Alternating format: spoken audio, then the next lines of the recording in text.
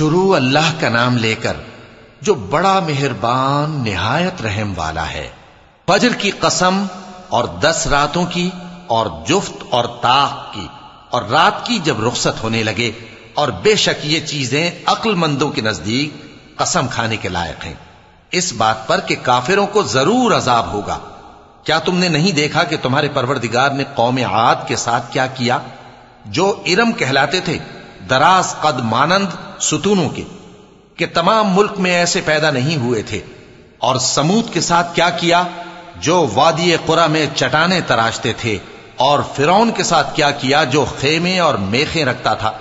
یہ لوگ ملکوں میں سرکش ہو رہے تھے، پس ان میں بہت سی خرابیاں کرتے تھے، تو تمہارے پروردگار نے ان پر عذاب کا کوڑا برسا دیا۔ بے شک تمہارا پروردگار طاق میں ہے۔ مگر انسان عجیب مخلوق ہے کہ جب اس کا پروردگار اس کو آزماتا ہے کہ اسے عزت دیتا اور نعمت بخشتا ہے تو کہتا ہے کہ میرے پروردگار نے مجھے عزت بخشی، اور جب دوسری طرح آزماتا ہے کہ اس پر روزی تنگ کر دیتا ہے تو کہتا ہے کہ میرے پروردگار نے مجھے ذلیل کیا۔ یوں نہیں، بلکہ تم لوگ یتیم کی خاطر نہیں کرتے، اور نہ مسکین کو کھانا کھلانے کی ترغیب دیتے ہو، اور میراث کے مال کو سمیٹ کر کھا جاتے ہو، اور مال کو بہت ہی عزیز رکھتے ہو۔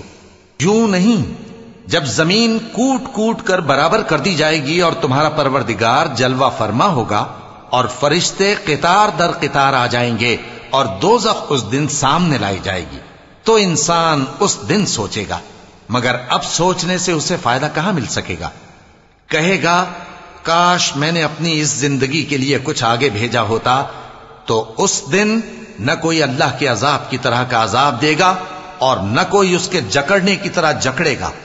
اے اطمینان والی جان، اپنے پروردگار کی طرف لوٹ چل، تو اس سے راضی، وہ تجھ سے راضی، سو تو میرے خاص بندوں میں شامل ہو جا اور میری بہشت میں داخل ہو جا۔